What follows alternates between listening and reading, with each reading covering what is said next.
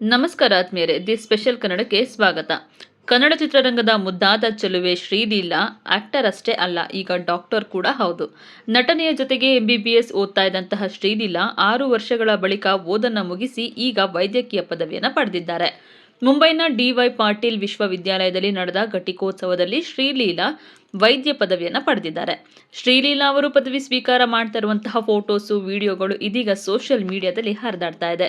ವೇದಿಕೆಗೆ ಆಗಮಿಸುವಂತೆ ಅವರ ಹೆಸರನ್ನು ಕರೆದಾಗ ಶ್ರೀಲೀಲಾ ಅವರು ಖುಷಿಯಿಂದನೇ ಹೋಗಿ ಪದವಿ ಸ್ವೀಕರಿಸಿದಂತಹ ಕ್ಷಣಗಳ ವಿಡಿಯೋವೊಂದು ನೆಟ್ಟಿಗರ ಮೆಚ್ಚುಗೆಗೆ ಪಾತ್ರ ಆಗಿದೆ.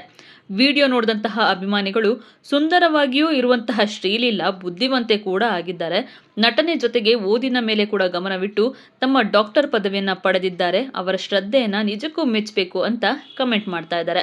ಇನ್ನು ಕಿಸ್ ಚಿತ್ರದ ಮೂಲಕ ಕನ್ನಡ ಚಿತ್ರರಂಗಕ್ಕೆ ಪದಾರ್ಪಣೆ ಮಾಡಿದಂತಹ ಶ್ರೀಲೀಲಾ ತೆಲುಗು ಚಿತ್ರರಂಗದಲ್ಲೂ ತಮಿಳಿನಲ್ಲೂ ಕೂಡ ಮಿಂಚ್ತಾ ಇದ್ದಾರೆ. ಸದ್ಯ ಧನುಷ್ ಜೊತೆ ತೆರೆ ಹಂಚಿಕೊಳ್ಳೋದಕ್ಕೆ ಸಿದ್ಧರಾಗ್ತಿದ್ದು D55 ಚಿತ್ರದಲ್ಲಿ ಕಾಣಿಸ್ಕೊಳ್ತಾ ಇದ್ದಾರೆ. ಇನ್ನು ಶ್ರೀಲೀಲಾ ಮಾತ್ರ ಅಷ್ಟೇ ಅಲ್ಲ, ಇತ್ತೀಚಿನ ವರ್ಷಗಳಲ್ಲಿ ನಟಿ ಸಾಯಿ ಪಲ್ಲವಿ, ಮೀನಾಕ್ಷಿ ಚೌಧರಿ ಕೂಡ ನಟನೆಯ ಜೊತೆಗೆ ತಮ್ಮ MBBS ಪದವಿಯನ್ನು ಪೂರ್ಣಗೊಳಿಸಿ ವೈದ್ಯರಾಗಿದ್ದಾರೆ.